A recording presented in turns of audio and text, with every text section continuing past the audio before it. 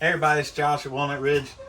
This week I got a good example to show you of just why it's important to constantly be, looking at stuff and checking, making sure sealants are good and nothing is out of the ordinary.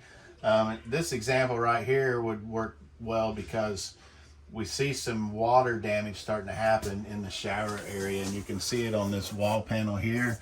It's actually on this ceiling panel also, not quite as noticeable.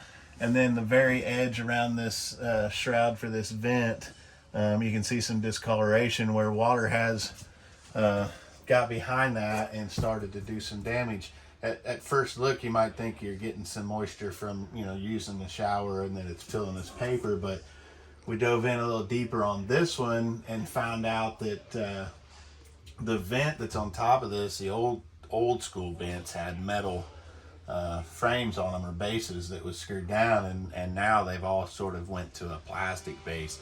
And so we think possibly the screws were over tightened, which caused some cracking in that plastic. You can see that it's cracked here, so these screws may have been over tightened, or they may not have been over tightened. They may have been fairly tight and they weren't cracked yet, but then over the winter, especially this winter, these temperature swings that we've had from really warm to really cold to really warm, all that stuff is expanding and contracting. So we think that may have contributed to these cracks developing in here.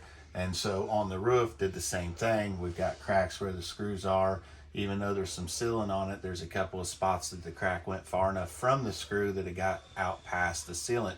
And so that allowed water to penetrate into the roof, and then we've started, or into the ceiling, and then we've started to see some of that water damage. Now, good news is I think it got caught early enough that it's not going to do any lasting damage in it. We can get this replaced, and we don't have to worry about some mold or anything like that growing in there because we found it early enough. But just another reason why it's really important when you're looking at your sealants and inspecting these things on the outside, you got to pay close attention to it. Make sure there's not just fine hairline cracks that have developed just over time. Plus, pulling it down the road, these things shift and move, and so there's some stress in various spots. So that's why it's just really important to make sure that you're constantly looking at these things and not having something develop that's going to cost you a lot of money down the road. So just a good example on this one of what you may find when you're out camping, and what you'll have to make sure you get taken care of. So